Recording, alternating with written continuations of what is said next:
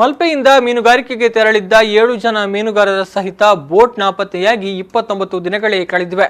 ಎಲ್ಲ ರೀತಿಯ ಹುಡುಕಾಟಗಳನ್ನು ನಡೆಸಿದರೂ ಕೂಡ ಮೀನುಗಾರರ ಪತ್ತೆ ಇನ್ನೂ ಕೂಡ ಸಾಧ್ಯವಾಗಿಲ್ಲ. ಈಗಾಗಲೇ ಕೋಸ್ಟ್ ಗಾರ್ಡ್ ನೇವಿ ಸಹಾಯದಿಂದ ಹುಡುಕಾಟ ನಡೆಸಿದ್ರೂ ಫಲಿತಾಂಶ ಮಾತ್ರ ಶೂನ್ಯ.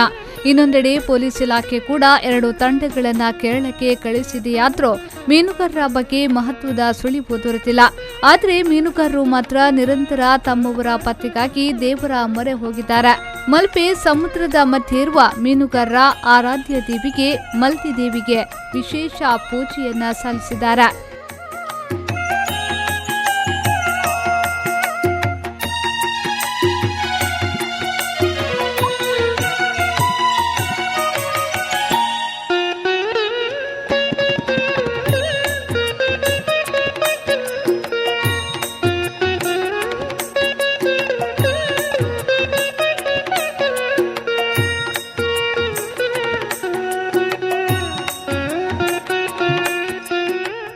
ಮಲ್ತಿ ದ್ವೀಪದಲ್ಲಿರುವ ಪ್ರಾಕೃತಿಕವಾದ ದೇವಿಯ ಗುಡಿಯ ಬಳಿ ತಮ್ಮ ಪದ್ಧತಿಯಂತೆ ಪೂಜೆ ನೆರವೇರಿಸಿದ್ದಾರೆ.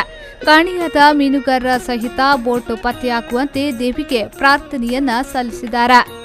ಪಲ್ಲವಿ ಸಂತೋಷ್, ವಿ4 ನ್ಯೂಸ್ 24/7 ಉಡುಪಿ.